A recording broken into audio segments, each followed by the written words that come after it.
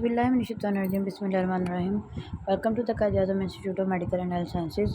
तो medicine obstetrics में हम लोग पढ़ रहे हैं जी कॉम्प्लिकेशन ऑफ प्रेगनेंसी। टॉपिक हमारा आज का जी पॉलीहाइड्रामियोस, ठीक है, एक्सेसिव लाइकर जिसको बोलते हैं। तो देखें जी, about 2% of women have too much amniotic fluid. Most cases are mild and result from a gradual buildup excess fluid in the second half of pregnancy. उन्होंने बोला कि अबाउट 2% जो औरतें होती है ना, उनका एमनियोटिक फ्लूइड ज़्यादा होता है।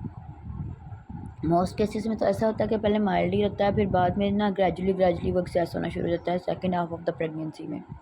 However, a small number have rapid buildup of fluid occurring as early as 16 weeks of pregnancy that usually result in very early delivery। उन्होंने बोला है, लेकिन होता है कि स्मॉल नंबर ऑफ जो लाइकर होता है ना, वो बहुत रैपिडली बिल्डअप होने लग जाता है एज अर्ली एज 16 वीक्स के दौरान। तो उन्होंने बोला है कि फिर वो ना इसकी रिज़ल्ट ये होता है कि डिलीवरी जल्दी हो जाती है। आगे जी, कॉजेज़ ऑफ पॉलीहाइड्रामियोस। पॉलीहाइड्रामियोस की कॉजेज़ क्या हैं? In about 2/3 of cases the cause of polyhydramnios is unknown, यानी कि इसकी भी कोई मेन रीज़न नहीं है। The most common cause of polyhydramnios is birth defect in the foetus, यानी कि बेबी में अगर कोई डिफेक्ट होगा तो specially birth defect that hinder foetus swallowing as such as birth defect in both the esophagus and gastrointestinal tract and central nervous system। उन्होंने बोला वो बर्थ डिफेक्ट जो बंदे और बच्चे को स्वालो करने में प्रॉब्लम क्रिएट कर रहा है, स्पेशली एसोफेगस का हो गया, गैस्ट्रोइंटेस्टाइनल ट्रैक्ट का हो गया, सेंट्रल नर्वस सिस्टम का हो गया। Normally swallowing by the fetus help reduce the level of amniotic fluid। Baby जो स्वालो करता है ना amniotic fluid, उसकी वजह से थोड़ा रिड्यूस हो जाता है। Helping to balance out the input caused by fetal urination, और फिर फीटस के यूरिन से वो उसका बैलेंस रहता है। Heart defect in body heart defects in the body also can contribute to polyhydramnios. अगर दिल का कोई मसला होगा ना, तो फिर भी ये मसला हो सकता है पॉलीहाइड्रामियोस का। Polyhydramnios can due to maternal foetal blood incompatibilities, यानी कि RH फैक्टर अगर माँ और बच्चे का ना मिल रहा हो तो फिर भी ये मसला हो सकता है। Twin transfusion syndrome, twin twin a complication and affecting identical twin pregnancy in which one baby get too much blood flow and other too little due to connection between blood vessel in the shared placenta. उन्होंने बोला है कि जो ना twins होते हैं ना, यानी एक जैसे ट्विन्स होते हैं, उनमें फिर ये होता है कि एक बच्चा जो होता है वो ज़्यादा न्यूट्रिशन ले लेता है और एक बच्चा जो होता है वो कम ले लेता है। Women with chronic diabetes are at risk of polyhydramnios, जिसको पहले डायबिटीज़ हो ना, उसको भी ये पॉलीहाइड्रामियोस करने के चांसेस ज़्यादा होते हैं।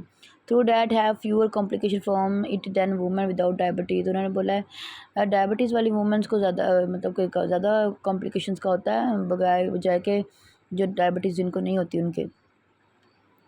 ट्रीटमेंट क्या है जी? Treatment: when an ultrasound examination shows that woman has a polyhydramnios will probably need additional test।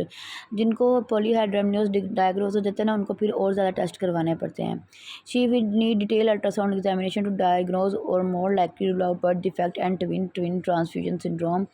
उन्होंने बोला है कि फिर ये है कि उसका फिर हम लोग अल्ट्रासाउंड करवाएंगे ये देखने के लिए, बर्थ डिफेक्ट देखने के लिए, और ट्विन ट्विन ट्रांसफ्यूजन सिंड्रोम तो नहीं है कि मीन्स एक बच्चा ज़्यादा ले रहा है दूसरा कम ले रहा है, क्योंकि प्लेसेंटा एक शेयर कर रहे होते हैं।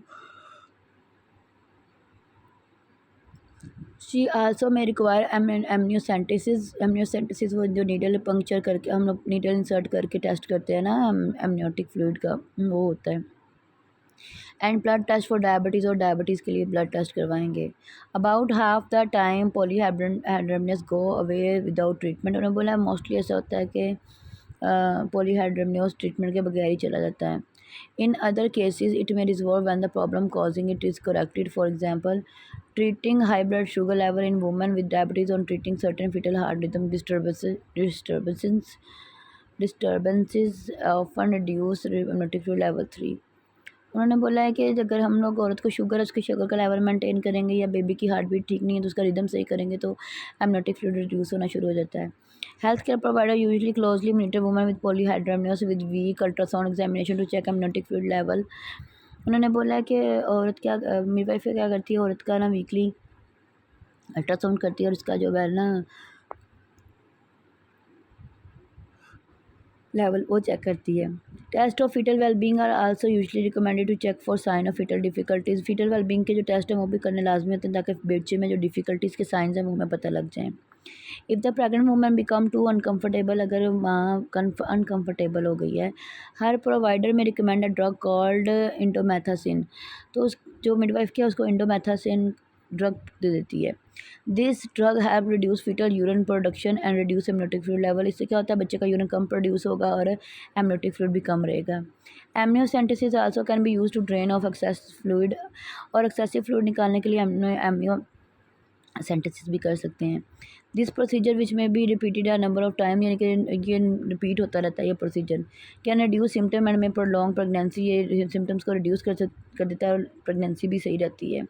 If test show that mother and baby appear healthy, a woman with mild polyhydramnios near term usually does not need any treatment. उन्होंने बोला अगर बाहर बच्चे दोनों सही होंगे ना और पॉलीहाइड्रोमियोस से टर्म पे जाके होगा, एंड पे जाके होगा, तो उसको कोई ट्रीटमेंट की ज़रूरत नहीं होती है। While she may have an increase delivery, she appear to be at low risk of other complication. उन्होंने बोला है उसकी डिलीवरी के चांसेस भी ज़्यादा हो जाते हैं, फिर ये होता है कि उसका कॉम्प्लिकेशन के रिस्क भी कम होगा। And her baby is likely to be healthy, उसका बेबी जो है वो हेल्दी होगा। Does discoloured amniotic fluid pose a risk to baby. उन्होंने बोला है क्या एमनियोटिक फ्लूइड का कलर जो होता है वो चेंज होगा तो वो बेबी के पे इफ़ेक्ट करेगा, यानी कि वो उस क्या किस कलर का जो होता है ना वो क्या शो करेगा एमनियोटिक फ्लूइड। तो है normal amniotic fluid is clear और टिंटेड येलो, येलो कलर का होता है, टिंटेड येलो या क्लियर होता है। Abnormal colouring seen at amniocentesis और at birth can sometimes suggest problem. अगर हम लोग एमनियोसेंटेसिस में उसका कलर चेंज पा रहे हैं या आफ्टर डिलीवरी तो ये sign of a problem.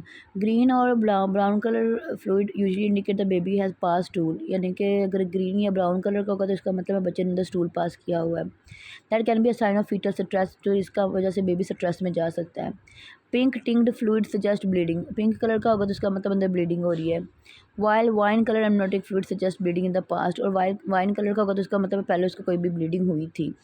This condition में भी लिटल और नो कॉन्सिक्वेंस, का कोई नतीजा नहीं होता, बट टेस्ट में भी सजेस्टेड टू फाइंड पॉसिबल, लेकिन फिर भी हम लोगों ने उसका प्रॉब्लम को फाइंड करने के लिए उसके टेस्ट वगैरह करवा लेने हैं।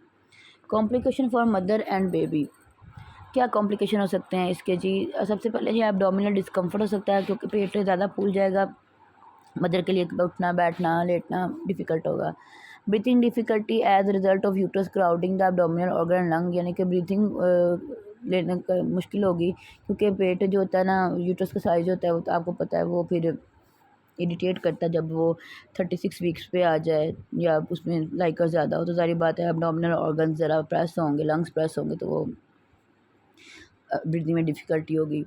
पॉलीहाइड्रोमियोस आल्सो में increase the risk of pregnancy complication, including pregnancy के कॉम्प्लिकेशन भी इसमें हो सकते हैं, जैसे कि मतलब pre term rupture of membrane, यानी कि टाइम से पहले मेम्ब्रेन्स का रप्चर हो जाना, प्री टर्म डिलीवरी टाइम से पहले डिलीवरी हो जाना, umbilical cord accidents, umbilical cord का यानी कि बाहर निकल आना, यानी कि कॉर्ड प्रोलैप्स हो जाना, या some like this type of complications of umbilical cord. Placental abruption हो सकती है when the placenta partially completely peel, ठीक है, और पुअर फीटल ग्रोथ हो सकती है, स्टील बर्थ हो सकती है और सिजेरियन डिलीवरी भी हो सकती है। वुमेन विद पॉलीहाइड्रोमियोस में भी likely to have severe bleeding after delivery, और जिनको पॉलीहाइड्रोमियोस होता है उनको फिर ब्लीडिंग होने के चांसेस भी जो है ना वो ज़्यादा होते हैं।